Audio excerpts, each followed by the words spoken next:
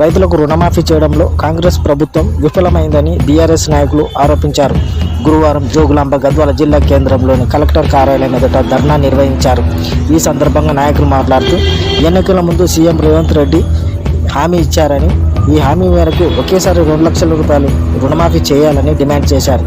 కానీ అలా కాకుండా దఫాలుగా విడదీసి కొర్రీలు పెడుతూ రైతులను నట్టేట ముంచారని ఆరోపించారు.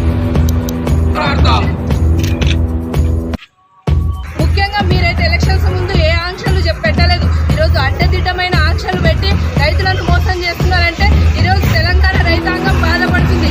గతంలో తెలంగాణ ప్రభుత్వం కేసీఆర్ గారు ఉన్నప్పుడు ఎట్లా ఉండేది? ప్రతి రైతు కూడా సుఖ సంతోషాలతో ఎంతో ఆనందంగా ఉండేవాడు గ్రామాల్లో రైతులు.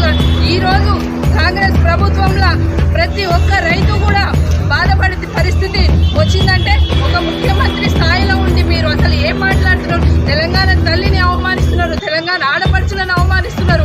మీ స్థాయికి అది ఎంతవరకు కరెక్ట్ అనేది కూడా ఈ రకంగా మేము ప్రశ్నిస్తున్నాము. దయచేసి మీకు చిత్తశుద్ధి ఉంటే వెంటనే తెలంగాణలో ఉన్నటువంటి ప్రతి రైతుకి కూడా రైతు బంధు అంటే గతంలో ఉన్నటువంటి కేసీఆర్ గారు ఇలాంటి ఆంక్షలు ఏం పెట్టలేదే.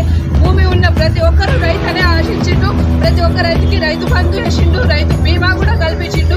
ఈ రోజు మీరు ఆంక్షలు పెట్టి రైతులను ఇంత అన్యాయంగా ముంచుతున్నారా? ఇది ఎంతవరకు కరెక్ట్ అనేది కూడా ఈ రోజు మేము ప్రశ్నిస్తున్నాము.